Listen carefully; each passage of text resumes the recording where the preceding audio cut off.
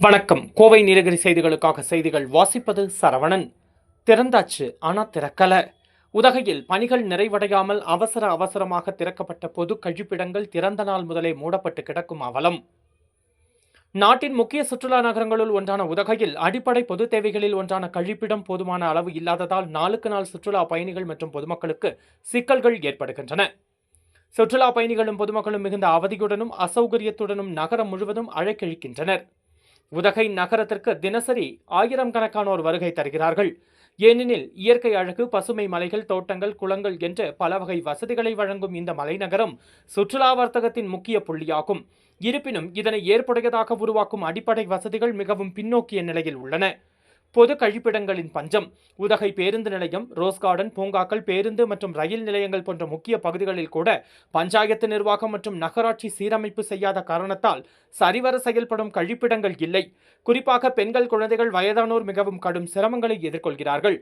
மக்கள் தற்காலிகமாக அருகிலுள்ள ஹோட்டல்களுக்கோ காட்டுப்பகுதிகளுக்கோ சென்று தேவையை தீர்க்க வேண்டிய நிலை ஏற்பட்டுள்ளது. இந்த நிலையில் சுற்றுலா பயணிகளிடையே உதகையின் தரத்தை பற்றிய எதிர்மறை கருத்துக்கள் அதிகரித்து வருகிறது. பலர் சமூக ஊடகங்களில் இதை பகிர்ந்து கவலை தெரிவித்துள்ளனர். இதனால் உதகையின் புகழ் பாதிக்கப்படும் அபாயம் உள்ளதாக வல்லுநர்கள் எச்சரிக்கின்றனர்.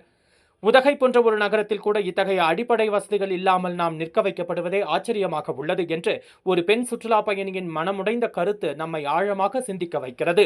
மக்கள் தங்கள் அடிப்படை உரிமையை இழந்து தவிக்கின்றனர் என்பதையே இது காட்டுகிறது. இந்த நிலையில் உதகையில் பணிகள் நிறைவடையாமல் அவசரமாக திறக்கப்பட்ட பொது கழிப்பிடங்கள் திறந்த நாள் முதலே மூடப்பட்டு கிடக்கும் அவலத்தால் சுற்றுலா பயணிகள் மற்றும் பொதுமக்கள் கடும் அவதியுடன் அதிருப்தி தெரிவிக்கின்றனர். உதகை நகராட்சியின் சார்பில் நம்ம டாய்லெட் மற்றும் பழைய பொது கழிப்பிடத்தை இடித்து புதிய கழிப்பிடம் கட்டிடங்கள் கட்டும் பணிகள் கடந்த 1 ஆண்டுகளாக நகராட்சி நிர்வாகம் சார்பில் ஆமை வேகத்தில் நடைபெற்று வந்தது.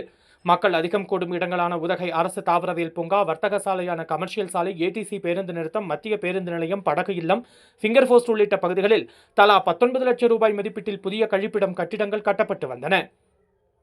இந்நிலையில் கழிப்பிடம் கட்டிடங்கள் கட்டுமான பணிகள் நிறைவடைவதற்கு முன்னரே அவசரமாக உதகை நகராட்சி ஆணையாளர் மற்றும் நகரமன்ற தலைவர் ஆகியோர் ரிப்பன் வெட்டி பொதுமக்களின் பயன்பாட்டிற்காக திறந்து வைத்தனர்.